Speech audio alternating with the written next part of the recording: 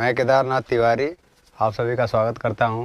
हम देख रहे हैं बिहार स्टेट का मॉडल पेपर, थोड़ा सा व्याख्या सहित देख रहे हैं हम लोग। तो आइए कि उसी के क्रम में 51 से 75 तक हम लोग जो है चलेंगे। तो देखते हैं, प्रश्न की शुरुआत करते हैं हम लोग। देखिए, इसमें पूछा है माहेश्वर सूत्रों की संख्या है। तो माहेश्वर सूत्रों की संख्या कितनी है? 14। कितनी है? 14 है। अब इसमें ये देखना है आपको, ये भी हो सकता हो आ जाए। इसमें ये जो 4 माहेश्वर सूत्र हैं ना शुरू के, अयुड़, ऋलिक एवं अयौच, जो 4 माहेश्वर सूत्र हैं शुरुआत के, तो इसी में क्या है, स्वरों की संख्या है टोटल।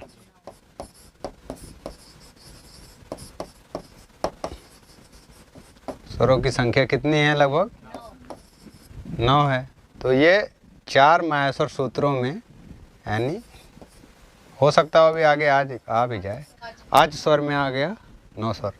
ये जो 10 माहेश्वर सूत्र है, इसमें क्या है, टोटल व्यंजनों की जो संख्या है वो किस में आ गई है? 10 माहेश्वर सूत्रों में।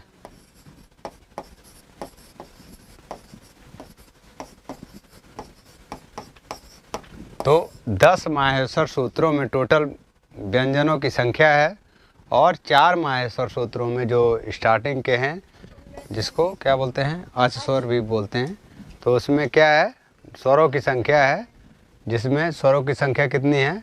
9 है।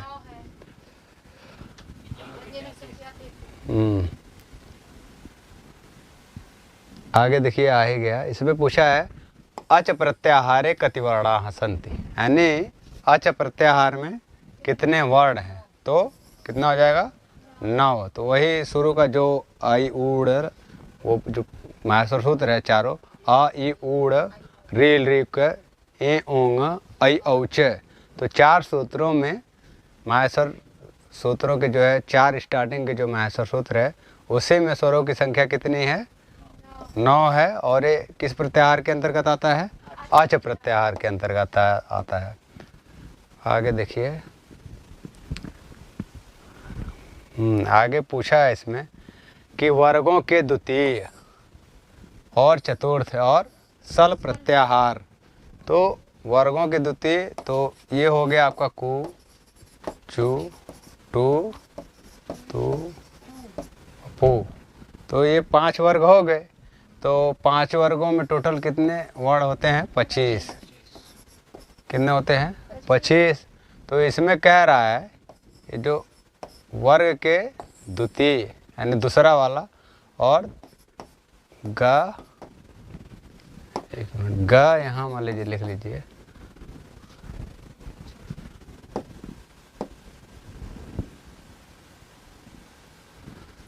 यहाँ देखिए, ग, घ और अंगा।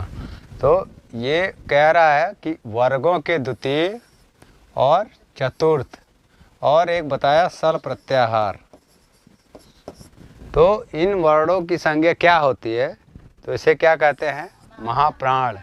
यानी ये जो सल प्रत्याहार है, स, श और ह, ये 4 वर्ण ये हो गए।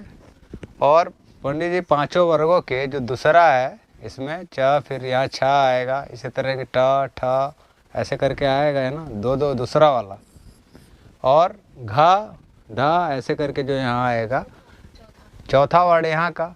फिर इसमें बोला सल प्रत्याहार भी आप ऐड करेंगे तो क्या संज्ञा होगी?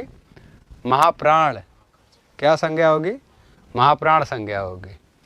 यही वो पूछना चाह रहा है। आगे इसमें दिया हुआ है कि पंचवटी में समास है। तो कौन सा समास है पंडित जी? पंचा नाम ओटा नाम समाहार है। तो किस अर्थ में होता है? समाहार्थ अर्थ में। ऐसे इसी तरह से पंचवटी है, पंचमूली है इत्यादि, इसी तरह से बना हुआ है। तो कौन सा समास है? द्विगु।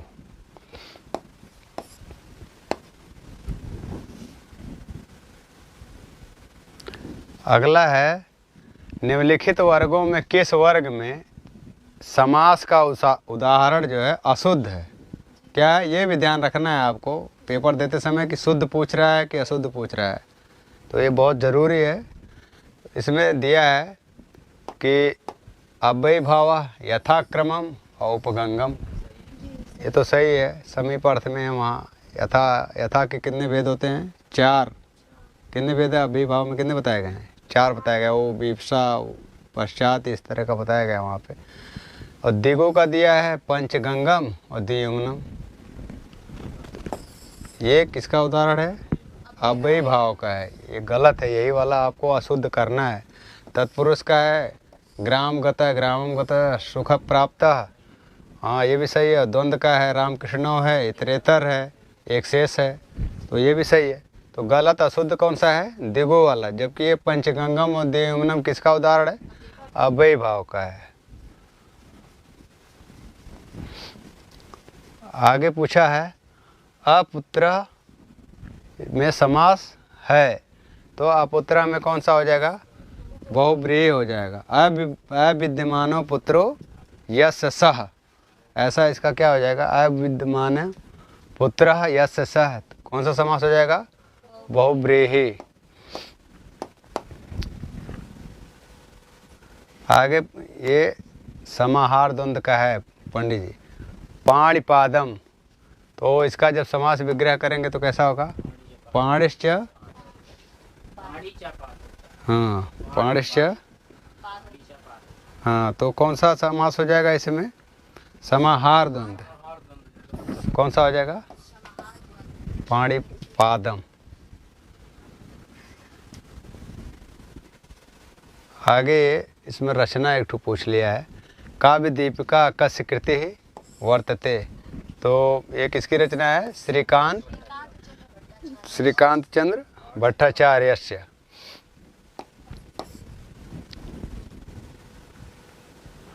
फिर पूछा है कि काव्य दीपिकायाम शिखाः सन्ति, काव्य दीपिका में कितने शिखाएं हैं? तो कितने हैं? 8। वही काव्य भेद, रीति, अलंकार, वही सब। ये हमको लग रहा है वो मम्मट के आधार पे वही, हाँ ना, उन्हीं का अनुकरण किए हैं। तो वही पूछा है कि काव्य दीपिका में शिखा कितने, जैसे उसमें परिच्छेद है उनके शायद दर्पण में 10 परिच्छेद में बटा हुआ है, और का प्रकाश उनका उल्लास में बटा हुआ है। इसी तरह ये काव्य दीपिका जो रचना ये लिखे हैं, तो उसमें किसको बांटे हैं? शिखा में बांटे हैं।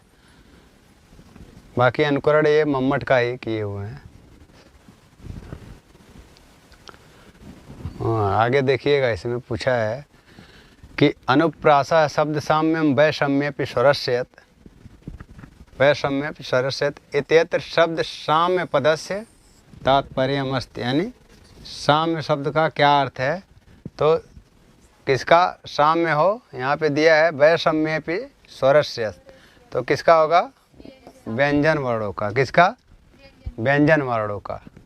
क्या होती है इसमें? क्या होता है? बार बार आवृत्ति होती है अनुप्रास अलंकार में, ठीक है। और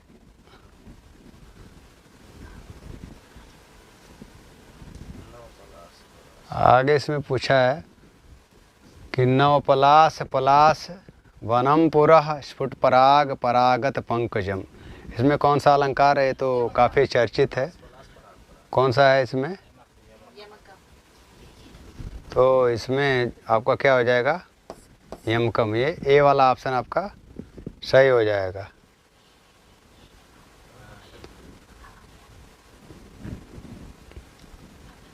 आगे देखिए, आगे पूछा है, बहुत चर्चित उदाहरण है ये पंडित जी।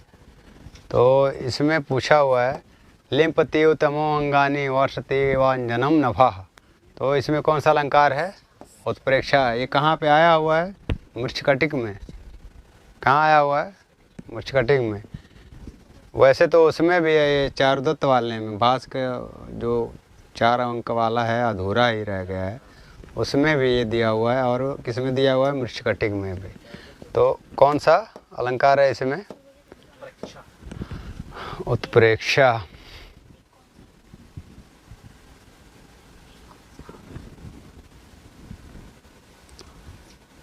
इसमें दिया है काव्य प्रकाशे परोक्ति भेद्रकैः श्लिष्टैः इति कस्य अलंकारस्य लक्षणम। तो किस अलंकार का ये है? समासोक्तेः। ये किसकी परिभाषा है? ये पूछें काव्य प्रकाश के अकॉर्डिंग कि परोक्ति भेदकैः श्लिष्टैः इति कस्य अलंकारस्य लक्षणम, तो समासोक्ति की है। किसके अकॉर्डिंग? काव्य प्रकाश के। आगे इसमें पूछा है कि छंद शास्त्र, छंद सूत्र के रचयिता कौन है? तो पिंगल हो जाएंगे। यास के क्या क्या है रचना? निरुक्त। पाणिनि की क्या है? अष्टाध्यायी। और लगध का क्या है? ज्योतिष।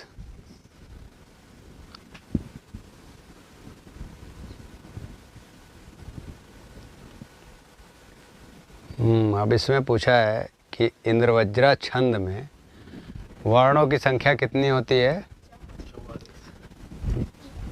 एक चरण में कितनी होती है? 11। तो चारों चरणों में मिलाकर कितना हो जाएगा? 44। हाँ,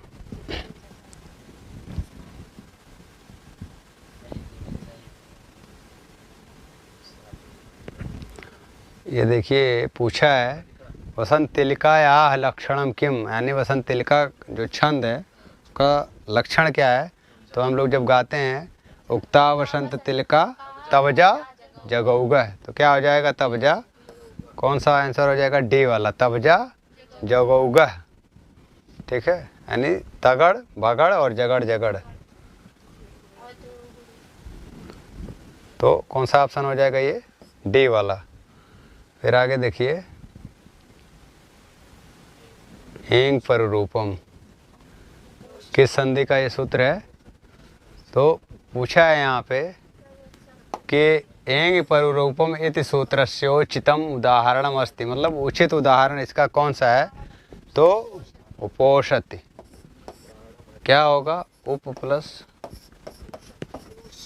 ओषति, क्या हो जाएगा? उपोषति।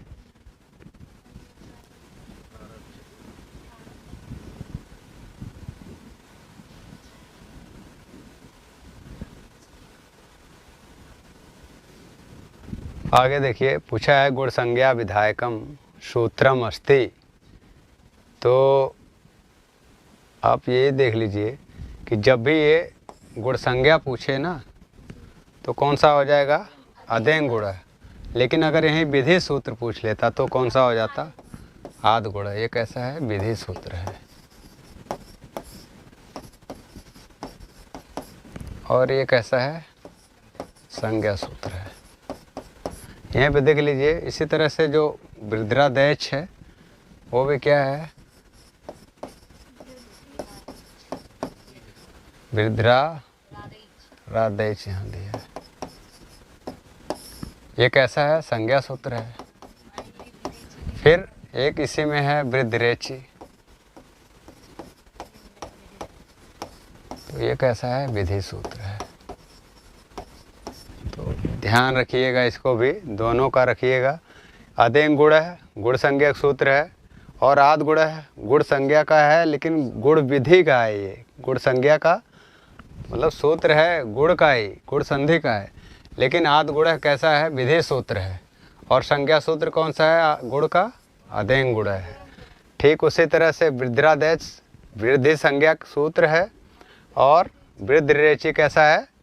विधि सूत्र है। आगे इसी में पूछा है कि रामस धन चिनोति। क्या दिया है? रामस धन चिनोति इत्यस्य संधि स्वरूपम किम। तो ये यहाँ पे कौन सी संधि हो जाती है? इष्चुत। कौन सी संधि हो जाती है? इष्चुत। तो यहाँ पे इस दंती सा को कौन सा सा हो जाएगा? तालब वाला सा हो जाएगा। तो कौन सा ऑप्शन यहाँ सही है? रामस चिनोति।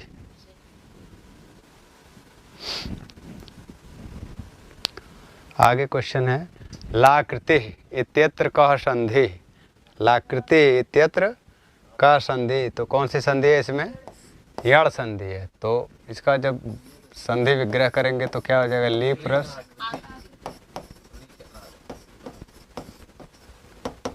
ली धन आकृति, क्या हो जाएगा, लाकृति।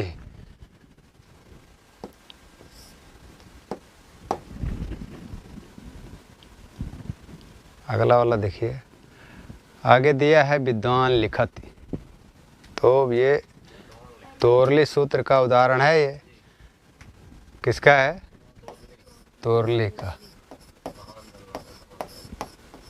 किसका है, तोरली का।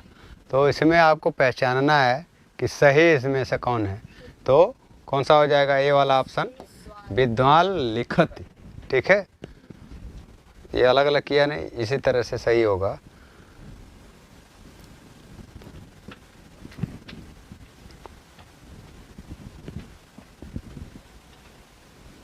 आगे क्वेश्चन पूछा है इसमें, पुनः रमते, क्या पूछा है, पुनः रमते। तो इसका पूछा है इत्यस्य संधि विच्छेदोस्त, इसका संधि विच्छेद क्या है, क्या है, तो ये क्या हो जाएगा, पुनर्धन रमते। ठीक है, हाँ, वो रोरी से इसमें पूर्व रा का लोप होता है, लेकिन एक सूत्र और है कि ढलोपो दीर्घ अड़ा वहाँ दिया हुआ है, तो उससे क्या हो जाता है, दीर्घ हो जाता है। तो पुनर्रा का ये जो रा है पूर्व वाला, तो ये रोरी से इसका लोप हुआ, फिर ढलोपो दीर्घ अड़ा करके जो सूत्र है उसी से क्या हो जाता है, दीर्घ हो जाता है इसका।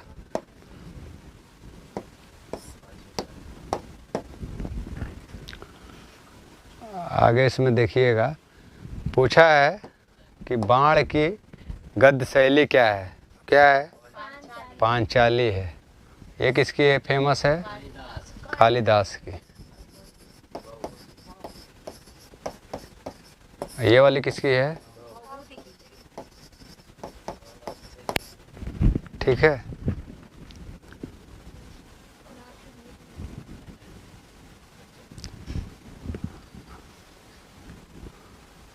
आगे देखिए, यहाँ पूछा है कि रामेण बाणेन हतो बाली इत्यत्र साधक तमम करणम इति सूत्र से गतार्थता कस्मिन् पदे विद्यते। तो इसमें क्या पूछा हुआ है, गतार्थता कस्मिन् पदे विद्यते।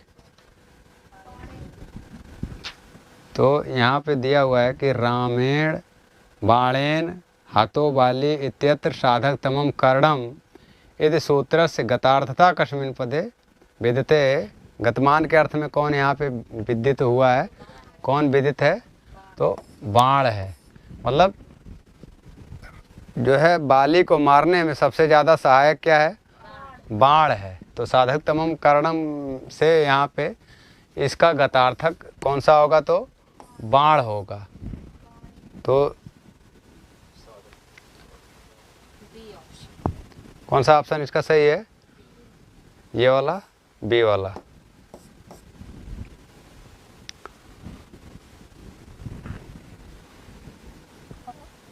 आगे देखिए, आगे पूछा है कि दशरथस्य कति पुत्रा आसन, मतलब राजा दशरथ के कितने पुत्र थे, तो कितने थे, राम लक्ष्मण भरत शत्रुघ्न। तो क्या उत्तर हो जाएगा, चत्वारः। फिर बहुत ध्यान से वाला क्वेश्चन पढ़िएगा, इस तरह का पूछा है कि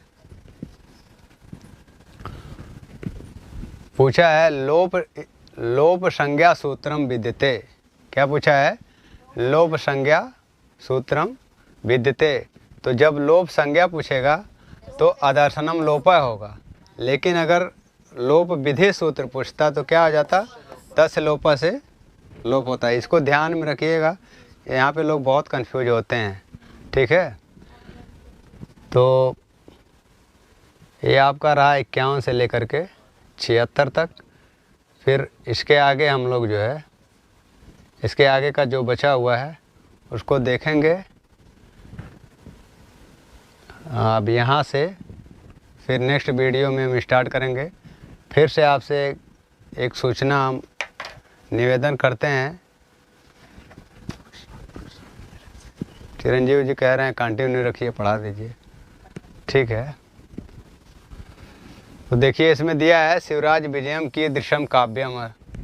तो शिवराज विजय किस तरह की रचना है, तो क्या हो जाएगा यहाँ पे, गद्य काव्य हो जाएगा। क्या हो जाएगा, गद्य काव्य हो जाएगा। और इसके आगे ये चंपू आप लोग जानते हैं कि गद्य और पद्य दोनों मिलकर के क्या होता है, गद्य प्लस पद्य बराबर क्या होता है, चंपू काव्य। इसका फेमस नलचंपू है, बहुत फेमस है, वो त्रिविक्रम भट्ट की रचना है।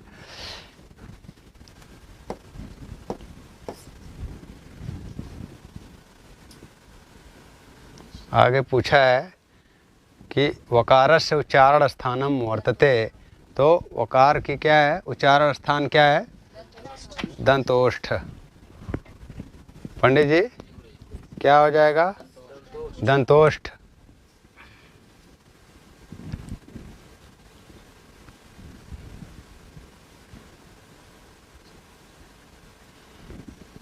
अब इसमें पूछा है कि आभ्यंतर प्रयत्न कतिविधा, पूछा है कितने प्रकार का होता है आभ्यंतर प्रयत्न। तो सबसे पहले पूछेगा अगर कि प्रयत्न कितने होते हैं, तो 2। एक हो गया आभ्यंतर और दूसरा हो गया बाह्य, बाह्य हो गया। फिर इसी में ये जो आभ्यंतर पूछा है कितने प्रकार का हो गया, 5 प्रकार का। और ये जो बाह्य है ये कितने, 11 प्रकार का है। तो इसको ध्यान में रखिएगा।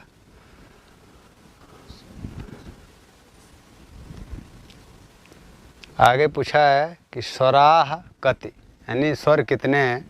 तो आप पहले इसके पहले क्वेश्चन आया हुआ था, तो कितने हो जाएंगे, 9। और वो किस में आ जाते हैं, आच प्रत्याहार में। किस में आ जाता है, आच प्रत्याहार में।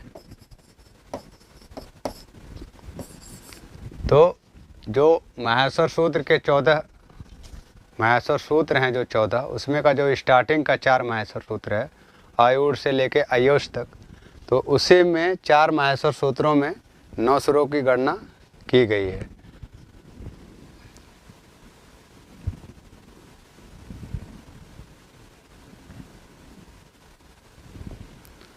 आगे पूछा है महाकाव्यम कीदृशम, तो महाकाव्य में क्या होता है, या महाकाव्य किस तरह का होता है, उसमें क्या होता है, अंक होता है कि सर्ग होता है। तो क्या होता है, सर्गबंधम होता है। क्या होता है, सर्गबंधम महाकाव्यम।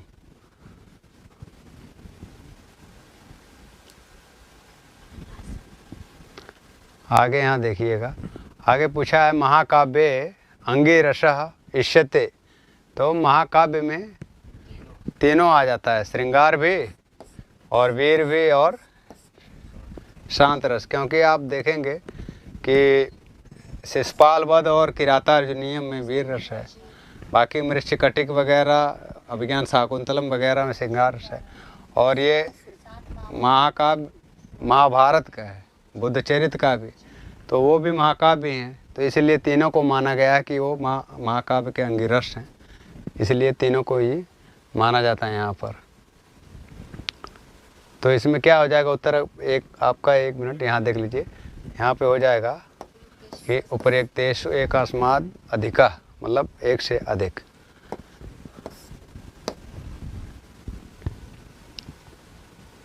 इसमें पूछा है कि अधोलिखितेषु बृहत्तयाम परिगण्यते, अधोलिखित में से बृहत्तय के अंतर्गत गणना की जाती है। तो इसमें देखिए रामायण ये नहीं है, रघुवंश भी नहीं है, महाभारत भी नहीं है, शिशुपाल वध होगा। तो इसका शॉर्टकट में आप लोग जैसा भी बनाना चाहें आप ऐसे कर लीजिए, किसुन। इसका यह हो जाएगा क्या, किरातार्जुनीयम हो जाएगा, इसका हो जाएगा शिशुपाल, और इसका हो जाएगा नैषधि। अब इसमें देख लीजिए, यहाँ हो गया 18 सर्ग, यहाँ हो गया 20 सर्ग, और यहाँ हो गया 22 सर्ग। और एक बात ध्यान रखिएगा कि इसमें जो मंगलाचरण है वो तीनों में वस्तु निर्देशात्मक है। कैसा है, तीनों में वस्तु निर्देशात्मक है यहाँ पे। और छंद भी देखिएगा, इसमें छंद भी सेम है, वंशज छंद, तो बहुत मिलता जुलता है इसका मंगलाचरण और इसका छंद। और दो दो यहाँ पे क्रम से बढ़ा हुआ 18, फिर 20 और फिर 22। तो इसको किस नाम से जानते हैं? बृहत्रयी के नाम से जानते हैं। और इसके राइटर कौन कौन से हैं, इसके लेखक कौन कौन से हैं? भारवी हो गए, इसके कौन हो गए? इसके भारवी हो गए, शिषपाल के माघ हो गए और नैषधि चरितम के श्रीहर्ष हो गए। ठीक है।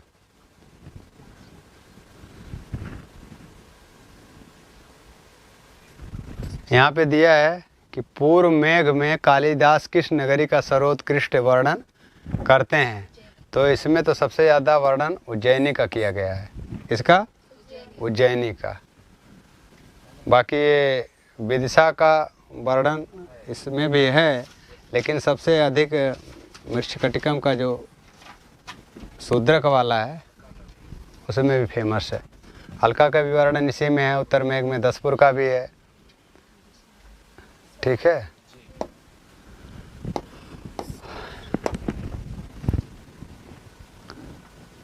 आगे देखिए, इसमें दिया है कि यक्ष साप की 1 वर्ष की अवधि कहाँ व्यतीत करता है? मतलब जब उसको श्राप दिए थे कुबेर, तो कहाँ व्यतीत कर रहा था? रामगिरी पर्वत में।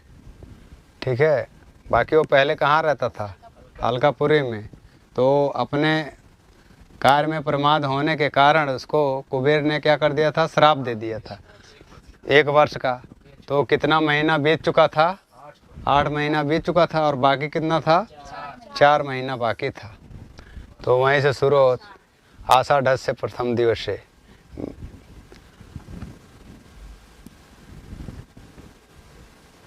आगे यहाँ पे पूछा गया है कि रघुवंश महाकाव्य से रचनाम कह अकरोत। रघुवंश महाकाव्य का रचना किसने किया? तो कालिदास ने। भारवी के क्या है? किरातार्जुनीयम। एकमात्र रचना है उनकी किरातार्जुनीयम। क्या है? महाकाव्य है। व्यास जी का क्या है? महाभारत है। पुराण भी है, गीता भी है, सब उन्हीं का है। और माँ का क्या है? शिषपाल वध है। और कालिदास के टोटल कितने नाटक अंक हैं? वो कितने रचनाएं हैं और नाटक कितने हैं? ठीक है।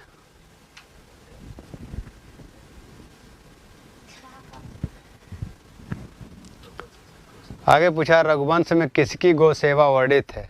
तो किसकी वर्णित है? दिलीप की। किसकी वर्णित है? दिलीप की। और वो भी किस अंक में? द्वितीय अंक में कि द्वितीय सर्ग में? तो द्वितीय अंक क्यों बोले थे आप लोग? कितने कितने सर्ग हैं टोटल? ठीक है।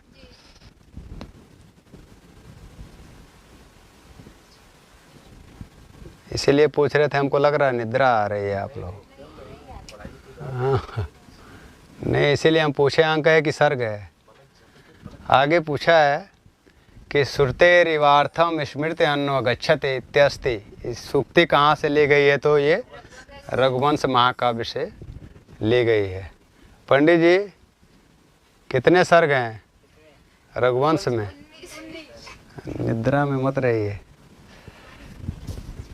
आगे बताइए पंडित जी, देखिए ध्यान से, निद्रा में मत जाइए। किरातार्जुनीयम में कितने सर्ग हैं? कितने हैं पंडित जी? 17 किसमें है? कुमार संभव। लेकिन इसमें कुछ लोग मानते हैं खाली 8 सर्ग तक, केवल 8 सर्ग तक कुछ लोग ऐसा मानते हैं। बाकी 20 वाला किसका है? ये किसके अंतर्गत आता है? ये बृहत्रयी के अंतर्गत आता है।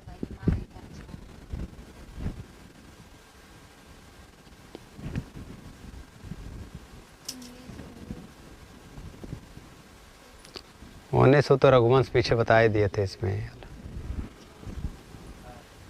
तो अब ये देखिए उपाधि। अब इसी तरह से आगे का भी उनका चंद्रदेव ने कहा बाण भट्ट के विषय में। क्या बोले हैं? कानन पंचानन नहीं याद है। चंद्रदेव जी क्या बोले हैं? बाणस्तु पंचानन। हाँ, और जयदेव की पंच बाणस्तु बाण। इसी तरह से आत्मपत्र किसकी है? ये भारवे की है। कालिदास की क्या है? उमा कालिदास। और भी उसमें रघुवंश में बोला गया है दीप शिखा। हाँ,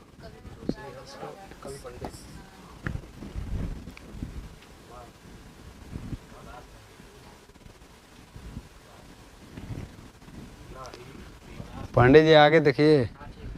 न ही प्रियम प्रवक्त मिक्षंत मिषा हितैषिणः है, बहुत चर्चित है। कहाँ से है ये? कौन बोलता है इसको? कि कैसे लोग जो है झूठ नहीं बोलना चाहते और क्या दिया है? हितकारी और कैसा वचन? हाँ, नहीं बोलना चाहते ऐसा कौन कह रहा था? वनेचर करते। यहाँ पूछा है कि यह सूक्ति किस ग्रंथ से उद्धृत है। यहाँ पे देख लीजिए, ये जो तीनों है ये क्या है? हाँ, प्रिय भी हो और हितकारी भी हो, ऐसी वाणी वहाँ उसमें वनेचर बता रहा था युधिष्ठिर से। ये देखिए युधिष्ठिर, उसको अभी छोड़ दीजिएगा। शिशुपाल वध, किरातार्जुनीयम और नैति चरितम, ये क्या है? बृहत्त्रयी है। क्या है? बृहत्त्रयी है। और रघुवंश ये मेघदूत और कुमार संभव। तो ये क्या हो गया? लघुत्रयी है। क्या है ये तीनों?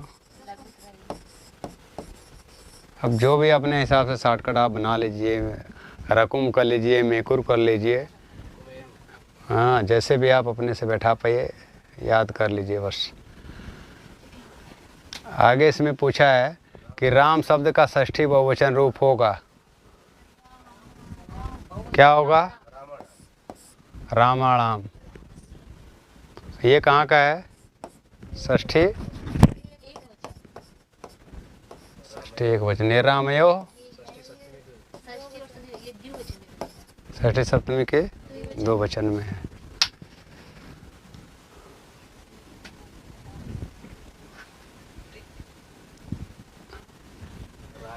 अगला क्वेश्चन यहाँ दिया है कि राजन शब्द का सप्तमी एक वचन का रूप होगा, तो इसमें राग एवं राजन बनता है, तो कौन सा ऑप्शन सही हो जाएगा? सी वाला। यहाँ पे जैसे अलग अलग तो दिया हुआ है, ये देखिए। हाँ, यहाँ दिया है राग भी दिया है और राजन भी दिया है, लेकिन एक ऑप्शन में यहाँ दे दिया है राग एवं राजन।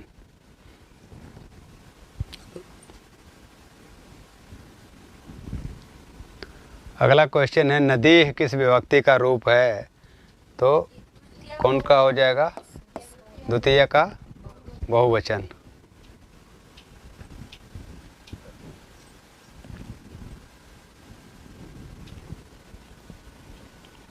आगे देखेंगे। आगे पूछा है युष्मत शब्द का षष्ठी एक वचन का रूप है।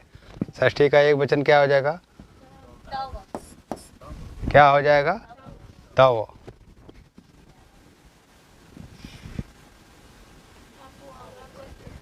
आगे क्या है? पंडित जी निद्रा में तो नहीं जा रहे हैं ना? आगे आ गया है गद्य आपका, तो इसमें दिया है कि प्रजातंत्रम लोकतंत्रम अपि कथ्यते। ठीक है, प्रजानां प्रजार्थम च शासनम एव प्रजातंत्रम। आधुनिक युगे प्रजातंत्रस्य बहुविकसितं स्वरूपं दृश्यते। प्रजातंत्र विधानस्य विकासः प्रधानतः इंग्लैंड देशवासिभिः मध्ययुगे सम्पादितः। प्रजातंत्रे बहवः गुणाः सन्ति, तथा हि प्रत्येकः जनः सर्वोच्च पदं प्राप्तुम् अर्हति यदि स योग्यो भवेत्। अतएव स्वस्मिन् योग्यता आधेया इति विचारः सर्वेषाम् अभ्युदयाय प्रवर्तते। अन्येषु शासनतंत्रेषु शासनसत्ताधिकारिणो भयकारणं भवन्ति न तथा प्रजातंत्रे। तो इसमें दिया है कि अधोलिखित गद्यांशं पठित्वा प्रश्नानां विकल्पात्मक उत्तरेभ्यः उचिततमम उत्तरम चित्वा लिखत। तो इस गद्य से क्या करना है, उचित विकल्प को दे करके इसका उत्तर लिखना है आपको। तो देखते हैं प्रश्न पहला क्या पूछा है कि प्रजातंत्र से पर्याय अस्ति। तो प्रजातंत्र का पर्याय क्या है, क्या हो जाएगा पंडित जी? ये भी हो जाएगा, जनतंत्र भी हो जाएगा और लोकतंत्र हो जाएगा। तो इसमें से कौन सा हो जाएगा? एकस्मात् अधिक उपरित। ठीक है, आगे इसमें अगला क्वेश्चन है, प्रजातंत्र विधानस्य विकासः प्रधानतः कै संपादितः। तो विषय में दिया था गद्य में ना कि इंग्लैंड देशवासी भी। ठीक है,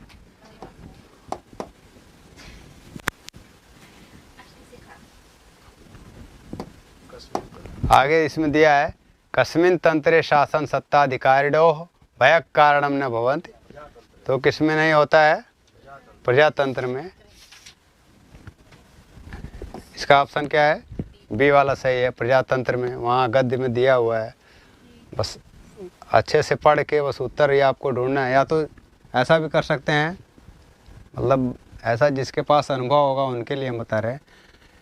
ये हमारे हिसाब से हम तो ऐसे ही करते हैं। उसमें देखते हैं सबसे पहले गद्य एक बार, हाँ हो सके तो एक बार गद्य पढ़ भी लीजिए, नहीं तो डायरेक्टली आप क्वेश्चन पढ़िए, उसमें जा करके उत्तर ढूंढ के कर सकते हैं। ऐसा जिसके अनुभव होगा, जो पहली बार देगा उसको तो भाई पूरा पढ़ना पड़ेगा, मिलाना पड़ेगा।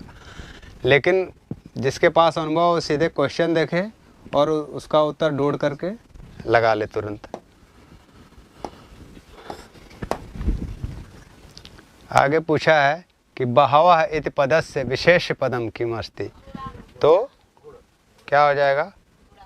गुणाः इति पदस्य विशेष पदम किसका है? गुण का।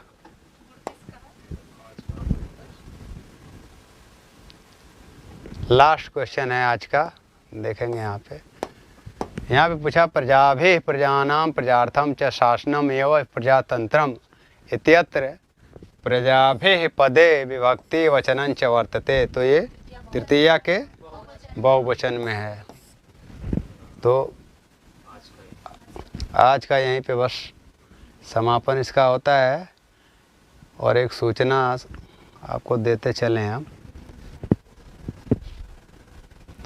कि 21 मई 2024 से यूनिवर्सिटी लाइब्रेरी गेट के सामने यहीं प्रयागराज में यूपी टीजीटी और ईएलटी की ऑफलाइन क्लास चलने वाली है।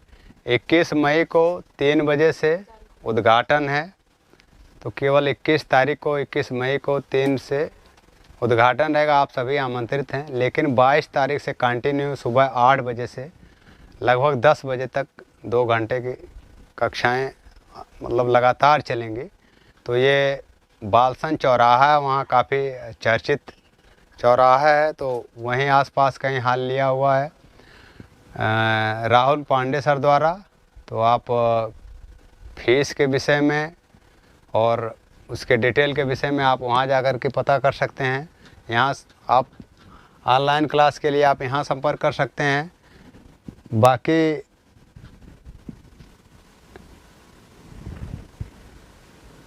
आपको किसी भी कोर्स के लिए, संस्कृत कंपटीशन के लिए खास करके टीजीटी, पीजीटी, नेट, जेआरएफ इत्यादि, आप ऑनलाइन क्लास के लिए जुड़ सकते हैं यहाँ से। संस्कृत गंगा ऑफिशियल, ऐसा अब तो इस तरह का आ गया है, संस्कृत गंगा ऑफिशियल नाम से आ गया है। आप यहाँ से संपर्क भी कर सकते हैं ऑनलाइन क्लास के लिए। ऑफलाइन के लिए आप वहीं जा कर के ज्ञान गंगा परिसर में राहुल पांडे सर के यहाँ संपर्क करिएगा। आज की प्रश्नोत्तरी यहीं तक थी, फिर अगली प्रश्नोत्तरी हम लोग कल उपस्थित होंगे लेकर के। तब तक के लिए नमस्कार।